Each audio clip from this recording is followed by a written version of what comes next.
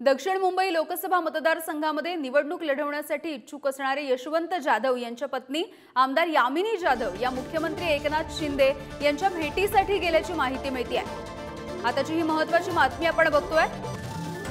मुख्यमंत्री एकनाथ शिंदे यांच्या ठाण्यामधल्या निवासस्थानी ते दाखल झाल्याचं कळतंय आणि याविषयी बोलूयात। आमचे प्रतिनिधी विक्रांत शिंदे आपल्या सोबत जोडले गेलेत। विक्रांत, काय नेमकं घडतंय? दक्षिण मुंबई लोकसभेसाठी यामिनी जाधव यांचे पती यशवंत जाधव हे उत्सुक असल्याचं कळतंय।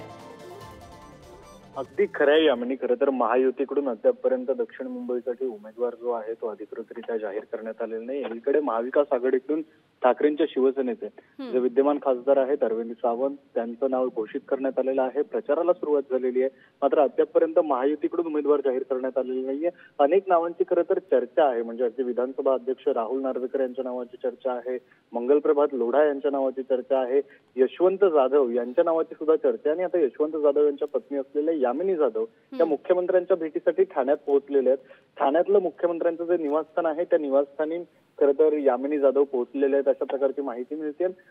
त्यामुळे कुठेतरी दक्षिण मुंबईची जागा ही यशवंत जाधव यांच्यासाठी मागण्याकरता म्हणून यामिनी जाधव गेल्यात का अशी चर्चा सुरू झाली आहे। आणि तसं असेल तर मग ती जागा यशवंत जाधव यांना मिळणार का हे पाहणं सुद्धा महत्त्वाचं असेल। अगदी विक्रांत, धन्यवाद या सगळ्या अपडेटसाठी।